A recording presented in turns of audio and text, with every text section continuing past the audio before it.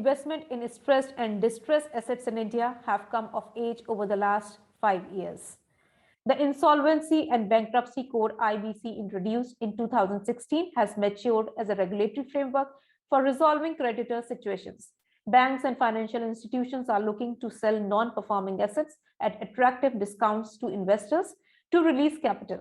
At the same time, stressed companies are looking to raise capital from funds like ours for last mile funding for projects or for settlement with banks.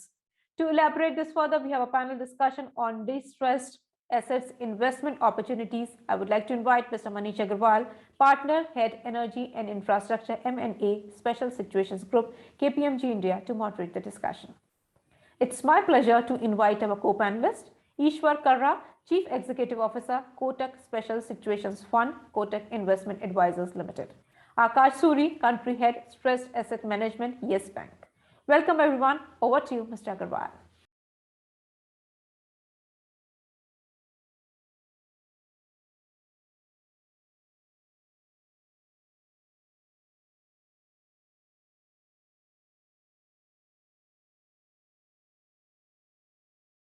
Good afternoon, everyone. I'm Manish Agarwal. I lead the infrastructure, the special situations group at KPMG India. I have two of my very valued and a very senior industry colleagues with me on the panel. The panel is, and the discussion is around the distress investment opportunity around the distress space. Let me just quickly introduce my co-panelists today. Eshwar Karra, he's a CEO for Kotak Special Situations Fund, Investment Advisors. And Akash Suri, he is a country head for stress asset management, Yes Bank. As I said, both of them are very, very senior, very experienced and very valued industry colleagues. So welcome Eshwar and Akash. So I think to set the context on a distress investments, it all started, after India came with the IBC, Insolvency and the Bankruptcy Code. Where I think in the prior years as well, we have tried as a nation and a banking system, multiple sort of frameworks and the regulation as well to resolve the distress assets. The problem has not been new, but I think the multiple sort of venues which were tried earlier didn't yield the kind of results that one was supposed to expected for them to drive, and therefore India shifted to what has been a very prevalent in the international markets around insolvency and the bankruptcy code. RBI came out with a new framework earlier, the February framework, and then the revised June 7 framework for resolution of stress assets. And I think that, to my mind, opened up a lot of a space for the investors for the resolution of these assets, as also the investors who were looking at or who specializes in this particular field. You had not seen India attracting credit capital so far. I mean, it was there, but in a very limited sense, because the lenders always felt, or the investors always felt, that wrong has not been very, very strong in India from a recovery or a resolution perspective. So I think all of that changed a color once RBI and the framework came out with the first dirty dozen, it's called, some large cases. They went through this own cycle, and I think we are now standing almost like 4 to 5 years down the line, 4 years the process started, and have a good sort of a period of what is an experience to step back, take a pause, what has worked, what has not worked, what we see as overall stress space. I think the quite number of big cases got resolved as well very successfully. To my mind, I think if I have to have 2 or 3 big takeaways or big points, is that one, it leads the entire credit culture and the mindset and the behavior within the banking system, within the borrowers as well. Which was very different before this entire sort of framework started. I think the second, the entire approach, why I would say that we have not there 100% as yet, but the entire approach has been to find a solution much early rather than actually waiting till the very end when nothing has sort of worked out and just run it sort of a process. And third, as I said, it did attracted a good amount of investors and the credit pool of capital, which so far India has not been able to attract. So on the panel today, I mean, as I introduced, I mean, two of very senior industry colleagues. Coming to you, Eshwar, first, I mean, before I go to the specific things that I have in mind, what is your top thing that comes to you when we look at this entire sort of a space? What has worked? What has not worked? What you felt, I mean, was really very freshening. I mean, when we started this entire resolution approach in a more focused fashion, and what you feel that from an experience point really has not, despite the various efforts from the government side, where we stand today. So what do you wish for? Yeah, thank you so much, Manish, for having me over. It's been a pleasure always to interact with you. Currently, our fund, which is $1 billion fund, it is a sector agnostic and an instrument agnostic fund. So while I come from a background of distress, and I've been in the distress space for over 25 years, but this fund has a much wider landscape. And thanks to my LPs who have given us this kind of a mandate, we are able to do transactions across distress, pre-IBC cases, special sits, acquisition funding. So if you look at it, we are not a pure play distress fund. So having said that, we have done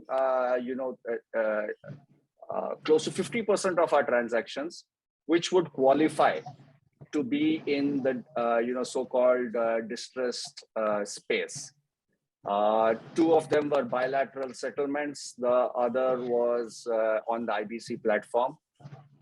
So I'll tell you, our personal experience on the IBC platform has not been that great, only from the timeline perspective, not so much from the process perspective, but the timelines, given that we are a fund with a limited life of 7 years and with a 4-year investment horizon, it takes far too long from door to door. And if there are other bidders for it, it takes longer. So hence we have been a little guarded because we don't know when the asset will actually come to us. And the other fear, Manish, is that in an IBC, when I make a bid, I can't put a long stop date to my bid, because the Supreme Court has also come down quite, and the NCLT has come down quite heavily on funds who have backed out of transactions. But sometimes they back out due to value, which is not correct, value erosion, or their perspective of what is value erosion. But sometimes we also have to pull out because our fund investment horizon is already gone. So therefore, we don't have any other option but to pull out of transactions like that. So given these vagaries, I would say in the IBC platform, while a lot has happened on the IBC, I must give credit to the government and to all the institutions involved in in bringing it up to speed. There have been so many amendments and so many challenges that everybody has worked together in making it more functional and more robust. But we as a fund, we've done 10 transactions till now. We have put out over 70% of our corpus to work. We have done only 50% in the distress stroke IBC space. The balance are all in acquisition funding, equity-like transactions, special sits, etc., is where we have concentrated. So that's how it's been our journey.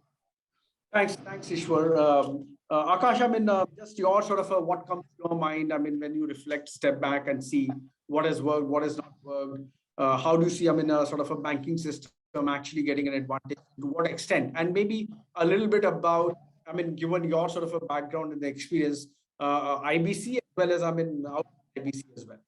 Over to you, Akash.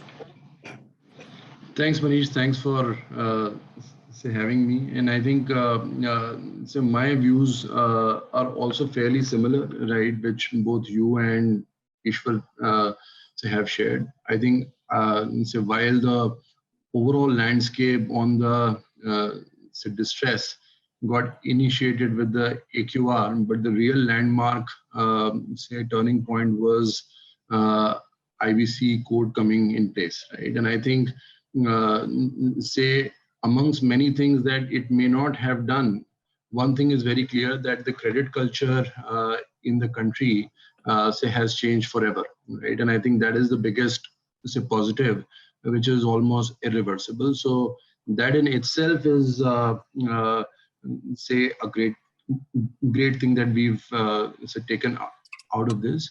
But say, like Eshwar also shared, the issues are that he was almost short of say, saying that there could be some cases where say, his fund life could be shorter than the time that it will take for a resolution to come through, right? So we've seen cases like that as well, and I think these are issues that we need to continue to reflect, say, and see how do we say, work those through. So IBC naturally has worked, say, for cases which have assets, but say, for a very large number of, say, sector or cases, if I just have to sort of give the statistic in terms of number of cases which have got resolved versus number of cases which have gone into liquidation or which have stayed, that is not a great track record. And if we juxtapose by saying that, say, IBC is like a hospital where if patients go, how many come back revived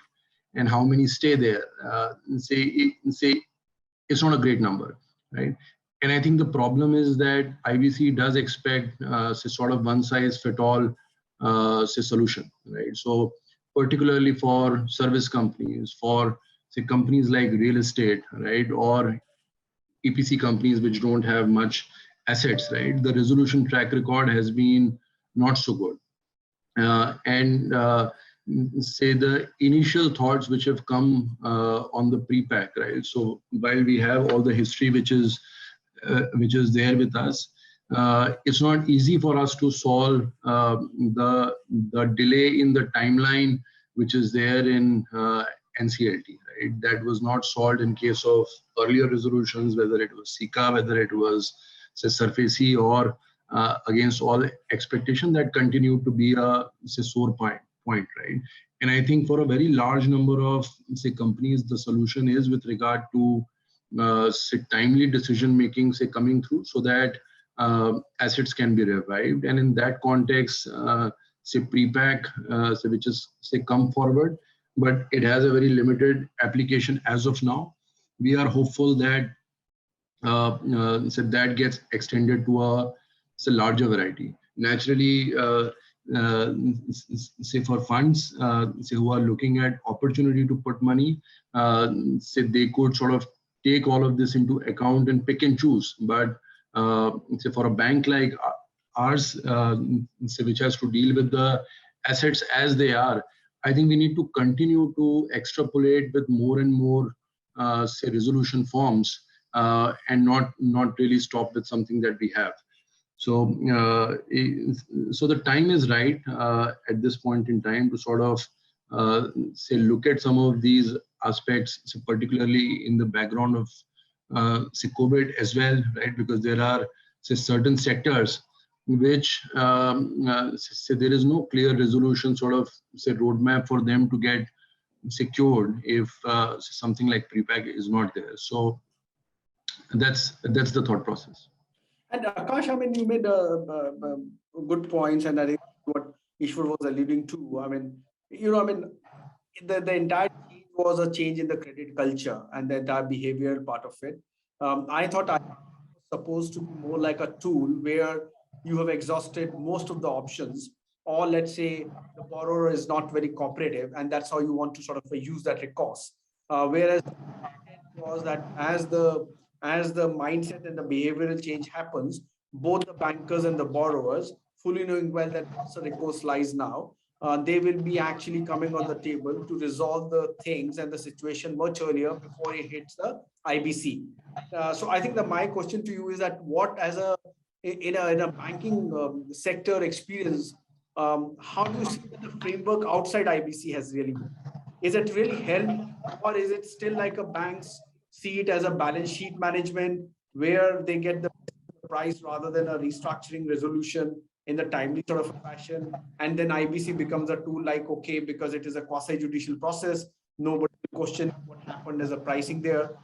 Is it fundamentally changed a banking sector mindset to say that, okay, I mean, we do IBC, the recovery will be what it is, whereas let's start much earlier when we see the first signals, and let's work with the borrower together, who will be far more receptive now because you know what the consequences are. So what is the experience that you see on that side?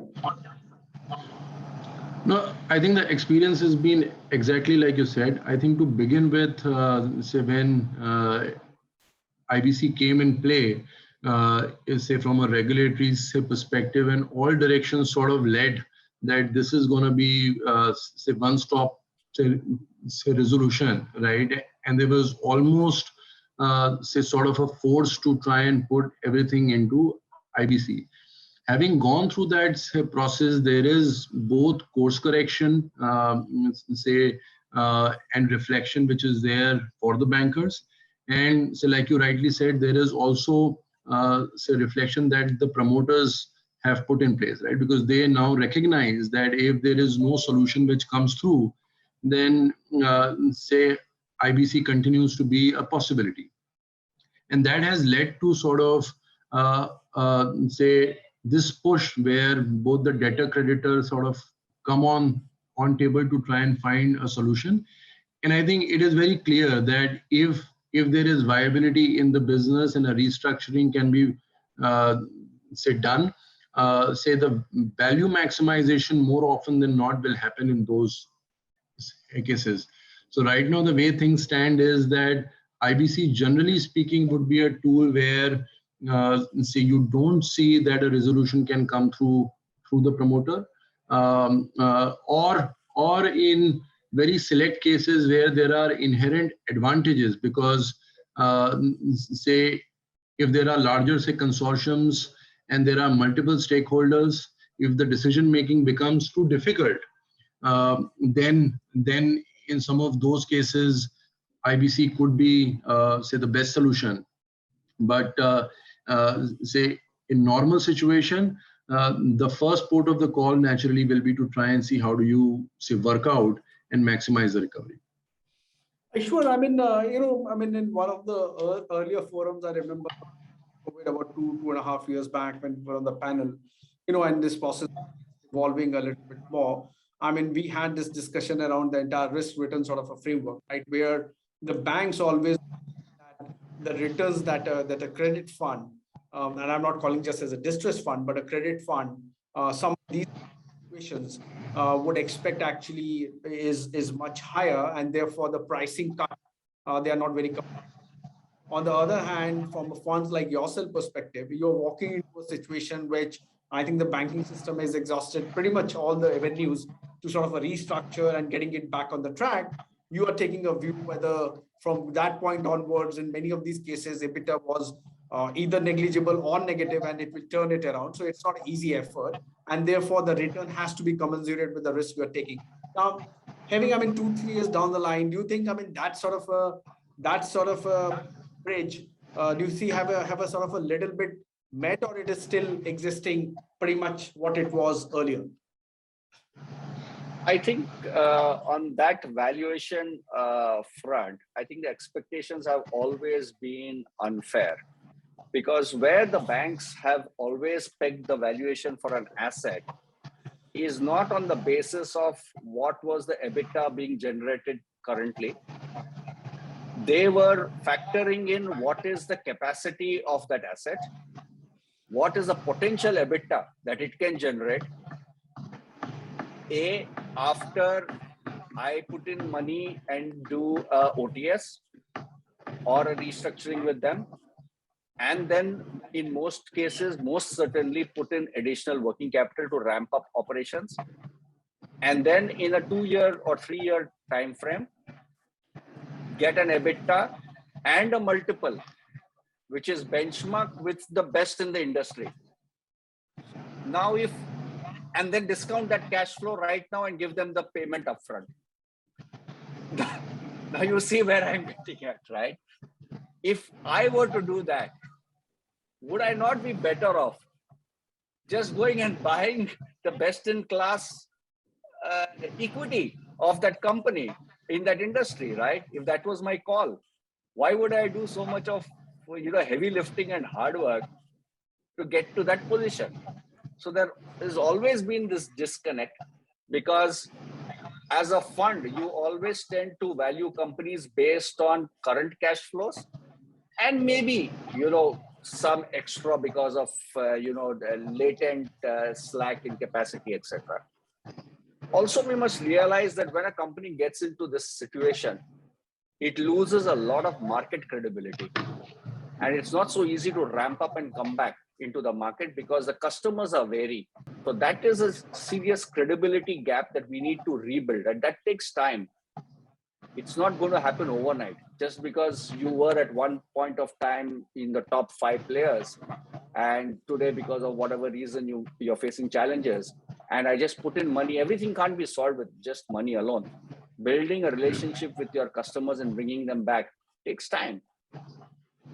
And that is something which existing bankers, usually when I've sat on negotiating tables, I've seen that this understanding is missing somewhere. I mean, I think, and moving on to the next sort of thing that come to my mind. I mean, look at some of the sectors where we started with the stress being much higher versus where we stand today. Now, if you look at a metals or a commodity space, even what we are seeing over the last one and a half year, I mean, most of these, at least I believe, and please correct me, are more or less, done with that sort of a stress element which was sitting. They really had a very run up to the numbers, and the market has been really good. And there are certain sectors like power, thermal, which post COVID especially, and then what we saw happen in Glasgow or a COP26. I mean, there are as to what you do on the thermal space, or what you can do actually in the thermal space, given the investors that we're dealing with now. So from that point of view, what sectors you feel still maybe very attractive towards both a distressed sort of a credit, and since you also mentioned the fund is also about the performing credit as well, I just want to also touch upon that sector, because we the banking system little sort of a withdrawn from some of the key sectors, especially infrastructure, over a period of time. We have seen NBFCs going through their own sort of challenges. So do you see that a performing credit at the rates which you can lend, do you see a large sort of a play there as well? Yeah, surely, Manish. So, the problem with infrastructure is that the deal size is so large that you do one deal and you would have hit your upper circuit on, sector exposure. And, even the single investment, single party exposure and sector exposure, both limits get hit once you do a single transaction. Having said that, we have done business in real estate, which again, our fund has a very wide mandate. So I can do real estate. I've got 25% of my corpus I can use for real estate, which, is quite easy to fill. You know how large the real estate market is. So I always keep that as a balancing figure, and I look around for opportunities in other sectors. So we've got a very diversified mix. If you see across steel, cement, we've gone to services, that is cash management system, to specialty chemicals, to, we've gone all over. But yeah, if you ask me from a portfolio mix point of view, we don't have anything in auto comps.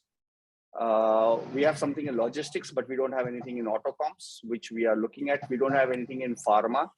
So these are sectors which, from a portfolio construct point of view, not necessarily because of, distress in that space, we don't look at it that way. We look at creating opportunities.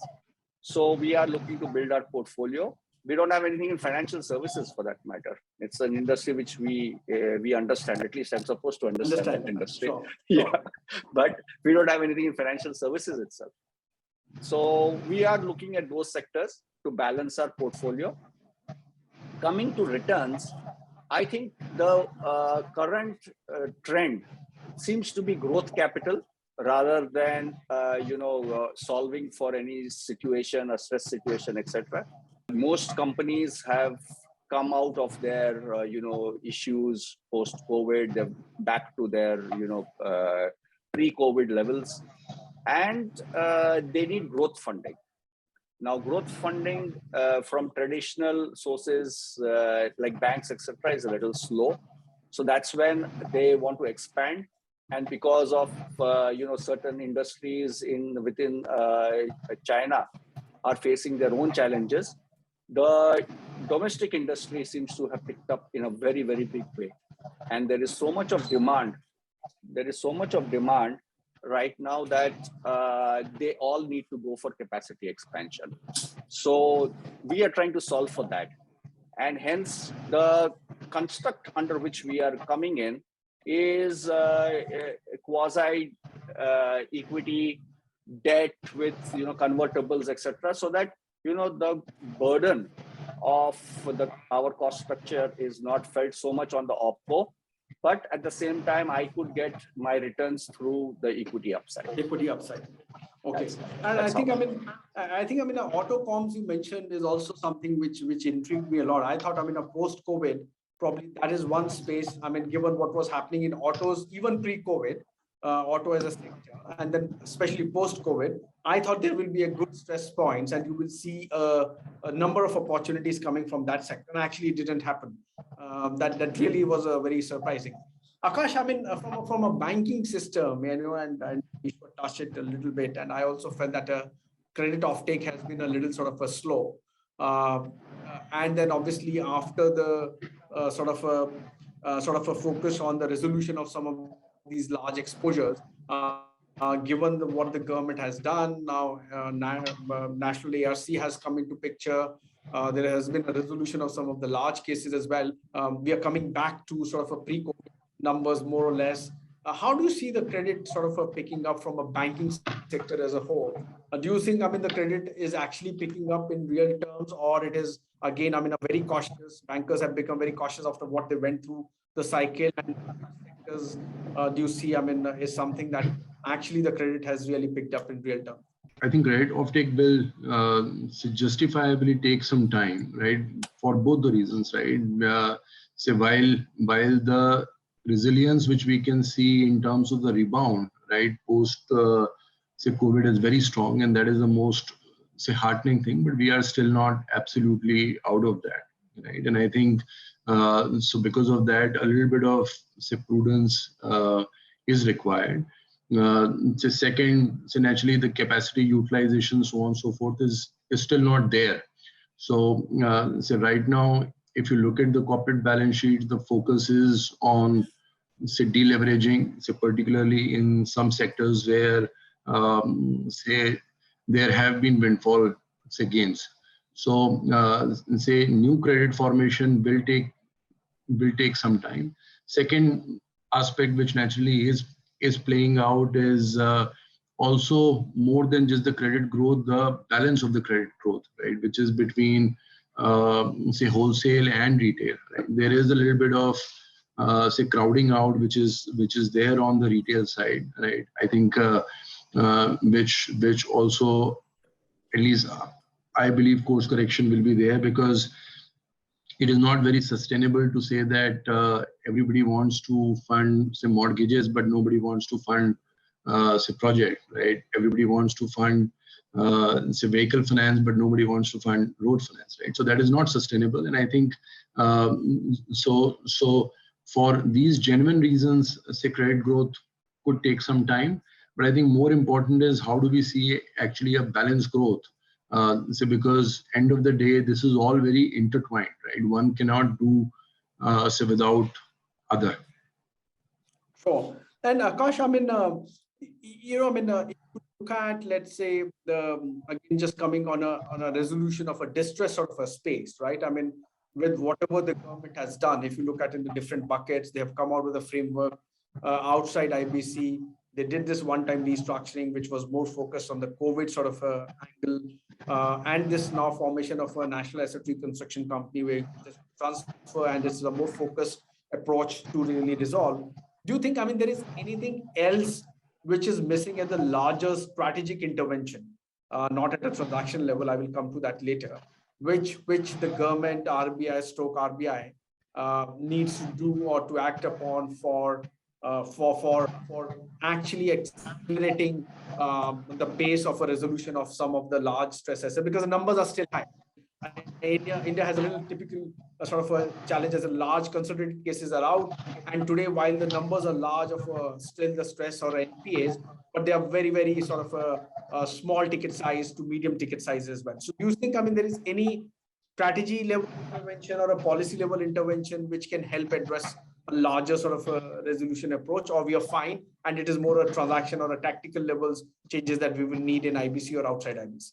I think first, in terms of the key interventions that the government took, and particularly to handle, say, COVID, so whatever we are seeing, say, one-time restructuring, say, moratorium, and importantly, like I earlier alluded to, say, the sectors which were more impacted, say, which could be, say, hospitality, say, tourism, say, movie exhibition business, so on and so forth, in that, say, bracket, say, it's very heartening to see the kind of say rebound which is there. And I think say the reaction of the economy, say coupled with say one-time restructuring, does give a sense that fairly large percentage of this should actually come out back on track. So that is very strong, say, positive.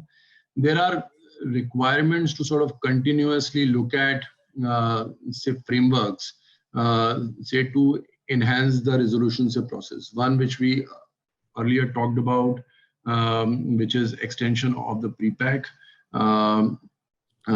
is certainly something which is there.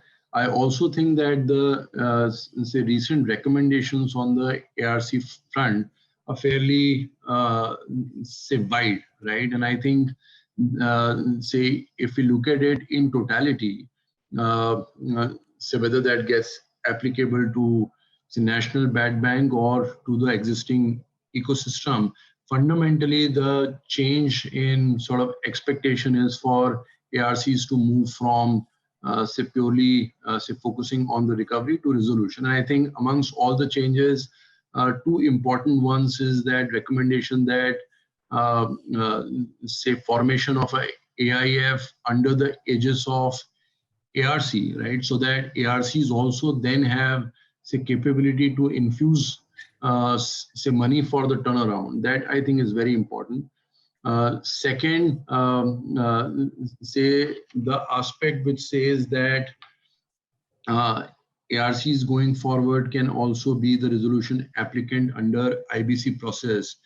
I think that is also very material because that has say potential to change say the definition of the game. So far, say the play from economics was that you buy something at 30 cents to a dollar and you try and sell it at 60 cents to a dollar or 70 cents to a dollar.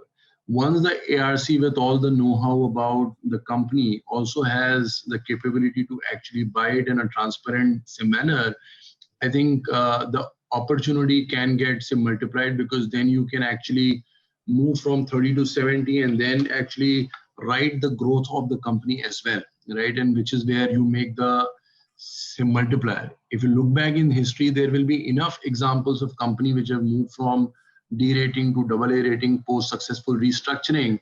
And while the debt through CDR or various forms would have come back, but the equity upside which got created in those say companies, nothing would have actually got passed on to the lenders, right? And I think with this change in the construct, I think that opportunity can open up.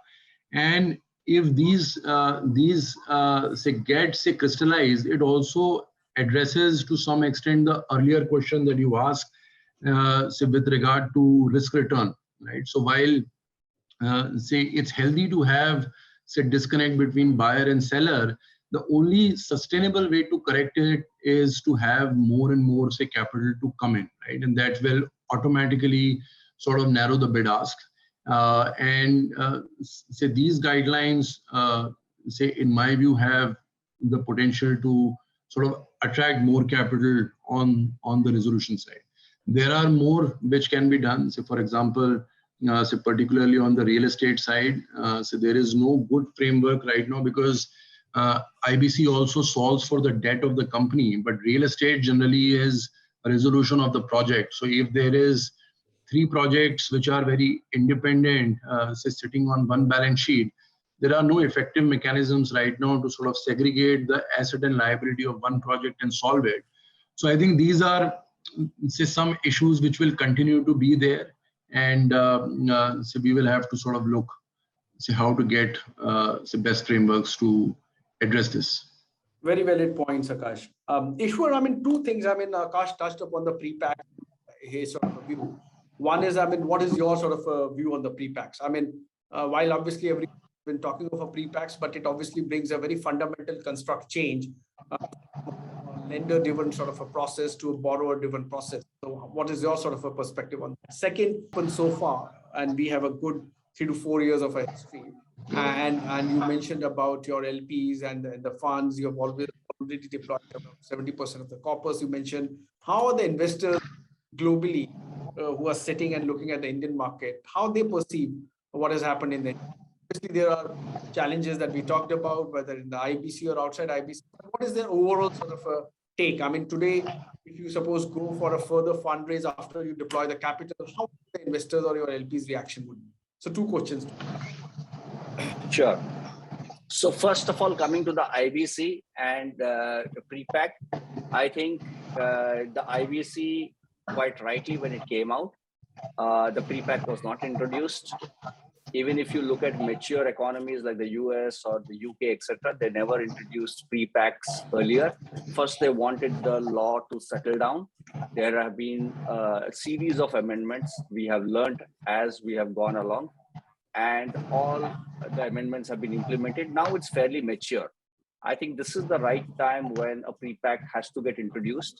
And the reason I'm saying that is because the process is much faster.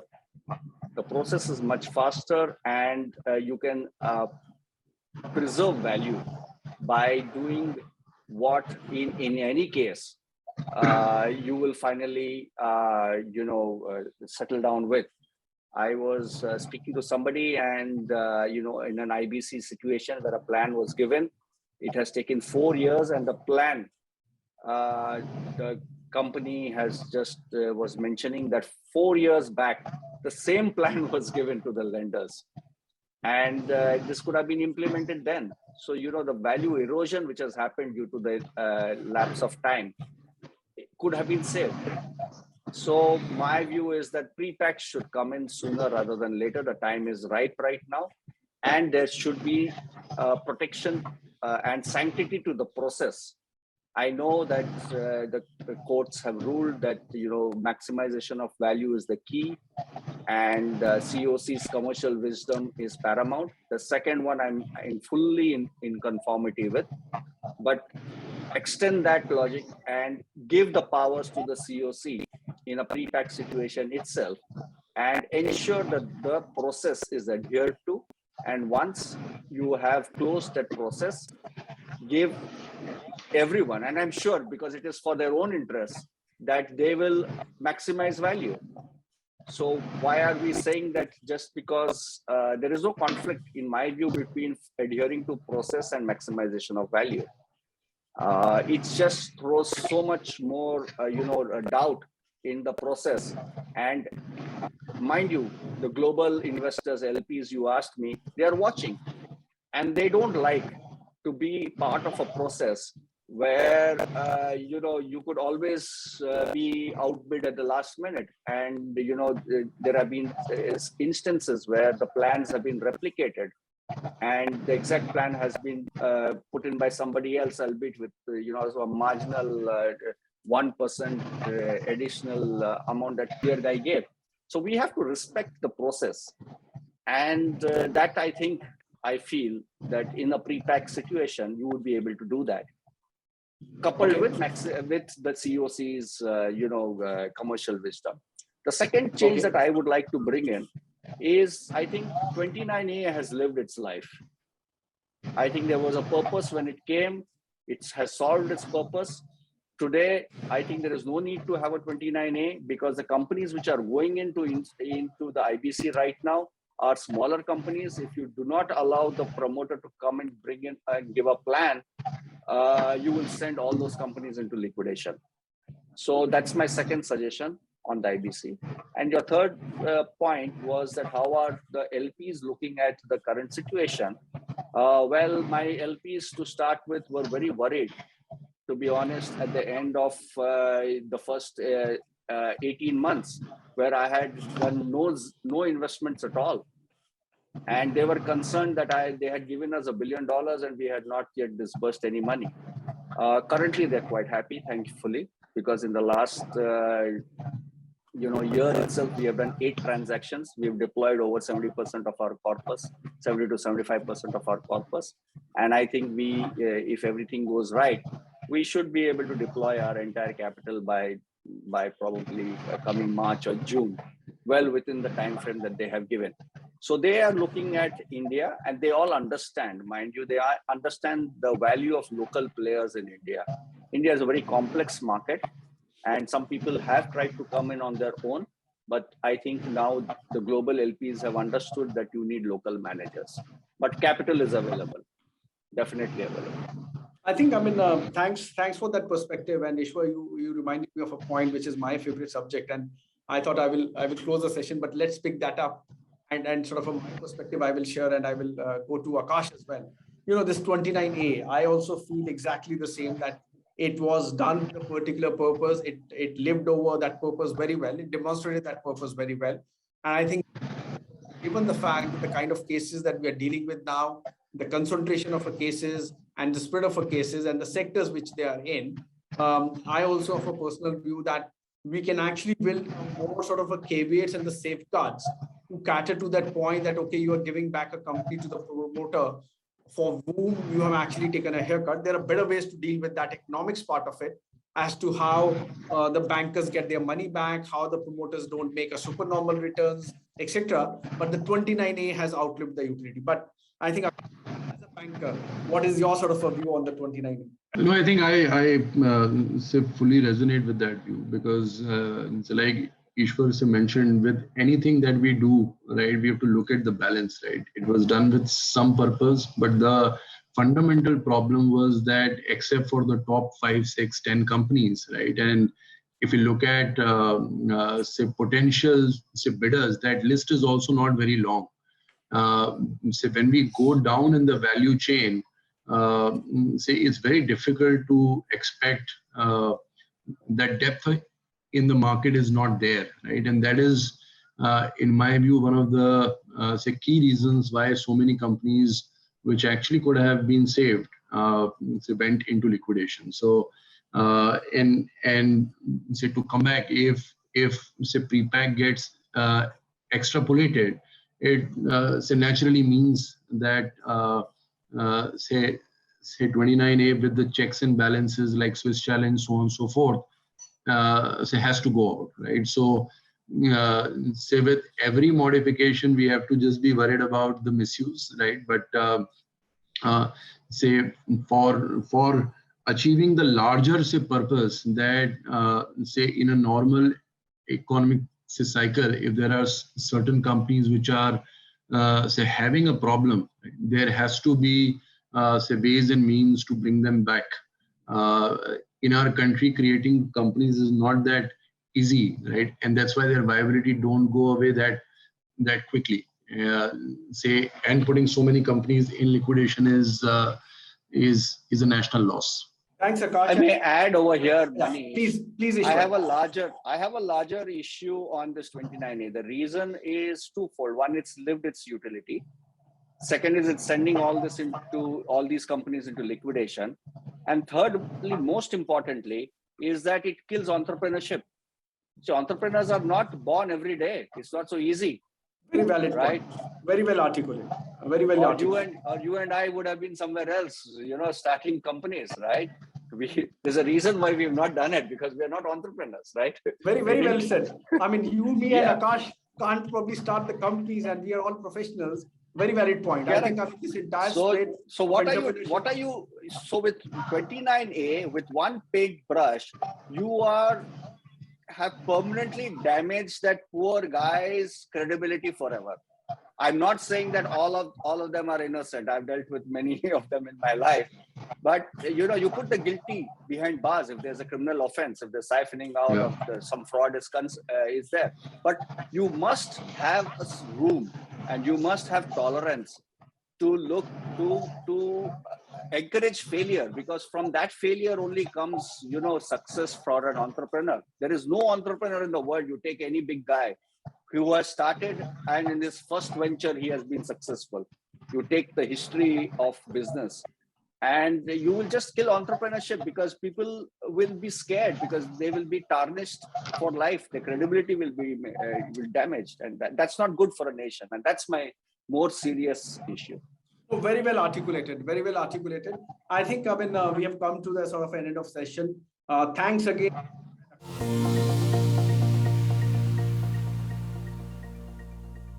Thank you, everyone, for an engrossing and informative discussion. With that, we have come to the last session. Stay tuned and keep the engagement high.